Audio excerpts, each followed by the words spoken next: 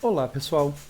Continuando o nosso estudo aprofundado sobre métodos de ordenação, hoje a gente vai falar dos métodos Radix-Sort, que eu gosto de chamar de ordenação por partes. Não é uma tradução literal, tá? Radix se refere a raiz ou base, a gente já vai ver o porquê.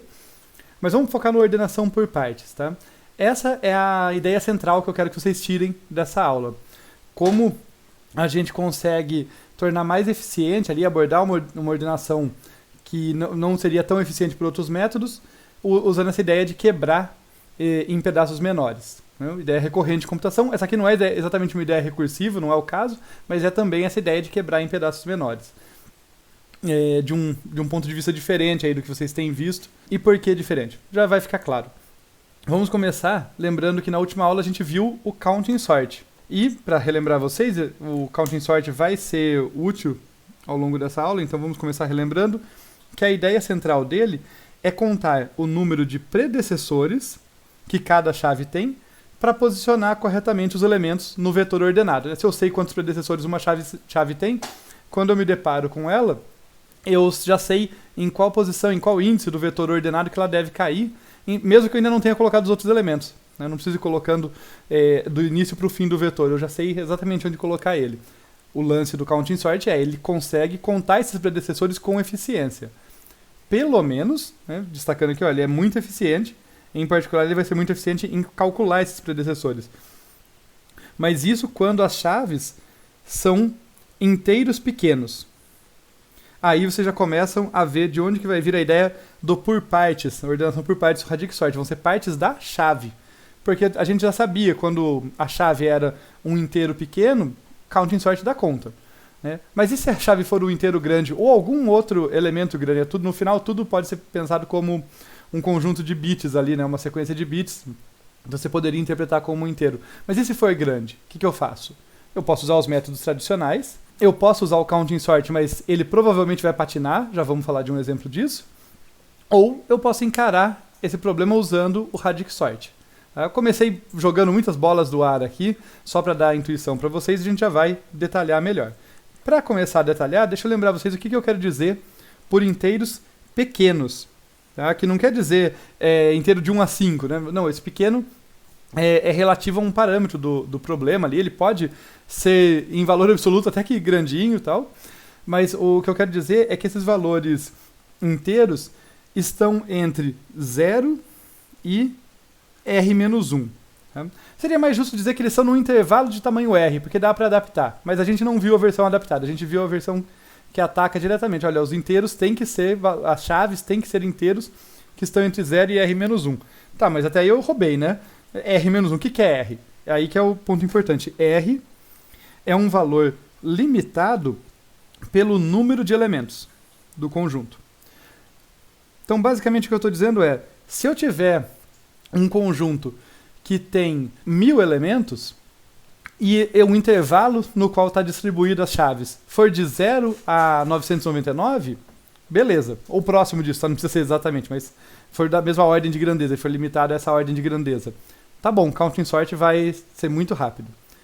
Mas para vocês entenderem como esse pequeno é relativo a isso, se eu tiver 1 milhão de elementos e o meu intervalo for de 0 a 1 milhão, o intervalo dos valores das chaves, tudo bem também. Então, note que a gente não chamaria, né, nem 1000 e muito menos 1 milhão de pequeno. Então, pensar nesse pequeno relativo ao número de elementos do conjunto. Se o intervalo no qual as chaves se distribuem for da mesma ordem, limitado pelo número de elementos do conjunto, Counting Sort é legal.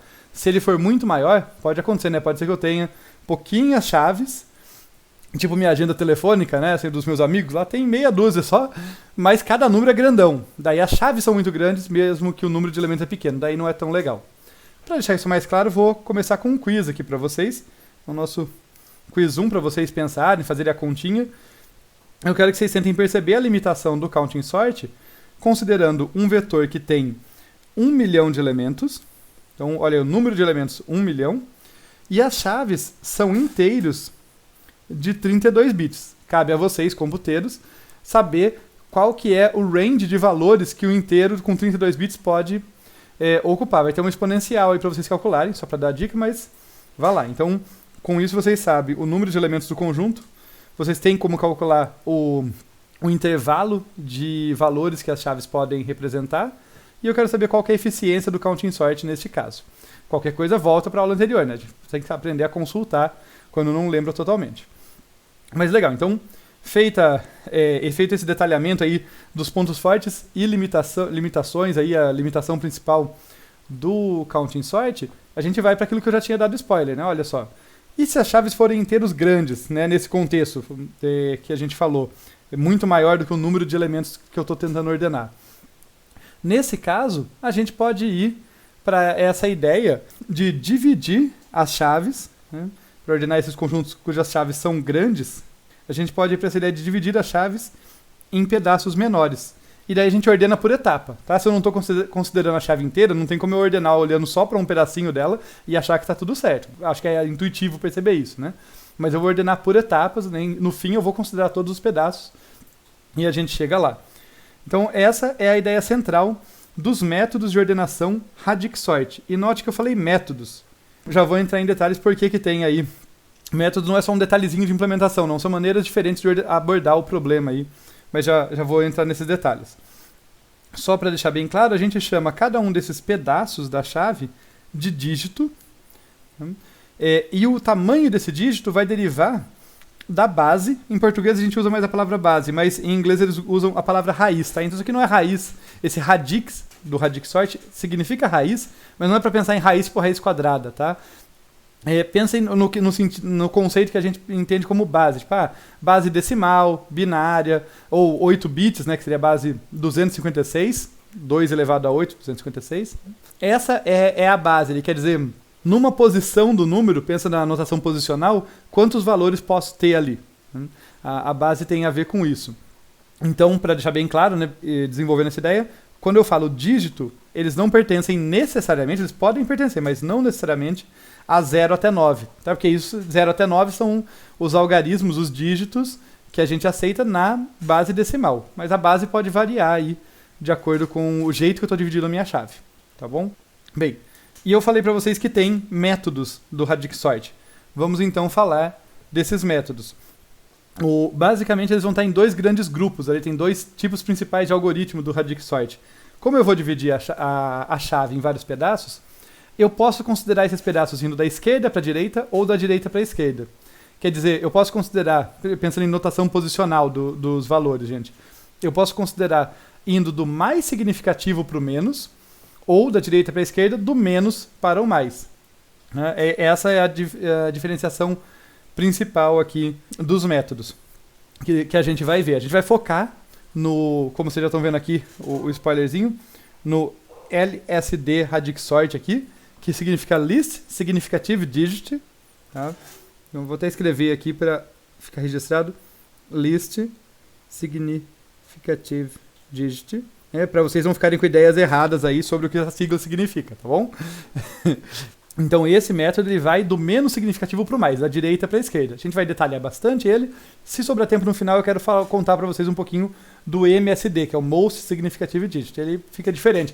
É uma inversão que parece simples no início, mas ela dá origem a algoritmos razoavelmente diferentes, embora nasçam da mesma estratégia aí da ordenação por partes. E eu só esqueci de falar que eu pulei uma frasezinha, que tem uma curiosidade interessante, que o Radix-Sort também é conhecido aqui como, esses métodos no geral, né, como ordenação digital. Por quê? Porque a gente está considerando ordenar dígito a dígito, como eu já citei para vocês. Então, já que eu vou dígito a dígito, chamam também de ordenação digital. Ou se forem strings, que por questões didáticas, aqui vai ser o primeiro exemplo que a gente vai ver, pensando que a chave é uma string, né, a gente vai caractere a caractere. Tá bom? Então, isso foi a introdução geral. Agora a gente vai focar no Least Significative Digit Radix-Sort, no LSD Radix-Sort, tá? Que vai do menos significativo para o mais.